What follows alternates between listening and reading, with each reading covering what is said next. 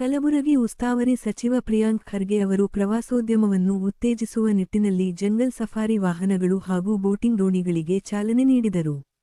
ಹಾಗೂ ಪ್ರವಾಸಿಗರಿಗಾಗಿ ನಿರ್ಮಿಸಲಾದ tent house ಅನ್ನು ಉದ್ಘಾಟಿಸಲಾಯಿತು. ಕಾರ್ಯಕ್ರಮದ ನಂತರ ಅಧಿಕಾರಿಗಳ ಜೊತೆ ಬೋಟಿಂಗ್ ಹಾಗೂ ಟ್ರೆಕ್ಕಿಂಗ್ ನಡೆಸಿ ಸ್ಥಳದ ಪ್ರಕೃತಿ ಸೌಂದರ್ಯವನ್ನು ಅವಲೋಕಿಸಿದರು.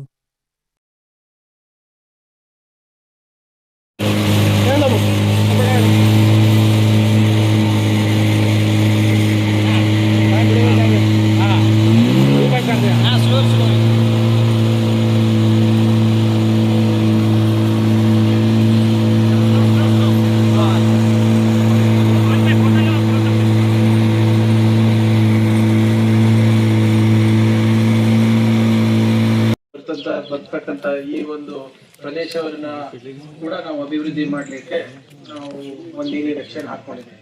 ಇವೆರಡು ಏನು ತಾವು ಕಟ್ಟಡಗಳು ನೋಡ್ತಾ ಇದ್ರೆ, ಕಾಟೇಜಸ್ ನೋಡ್ತಾ ಇದ್ರೆ, ಹಿಂದೆ ಪ್ರವಾಸೋದ್ಯಮ ಸಚಿವನಿದ್ದಾಗ ನಾನು ಮಾಡ್ತೀನಿ. ಅವಾಗೇ ಒಂದು ಡೈರೆಕ್ಷನ್ ನಮ್ಮ ಹತ್ರ ಇತ್ತು.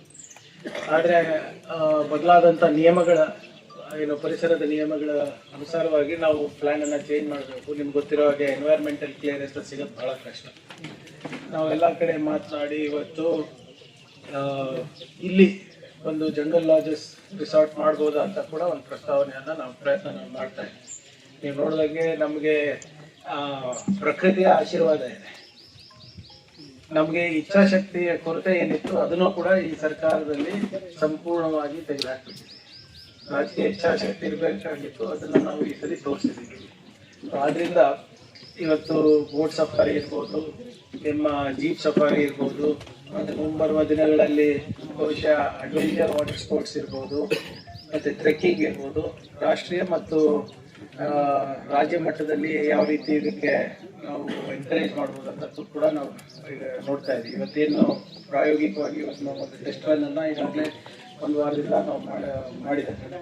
ಸೊ ಇವತ್ತು ಉದ್ಘಾಟನೆ ಆಗಿದೆ. ಪಬ್ಲಿಕ್ಕಿಗೆ ಇವತ್ತಿನಿಂದ ಒಂದು ಹೊಸ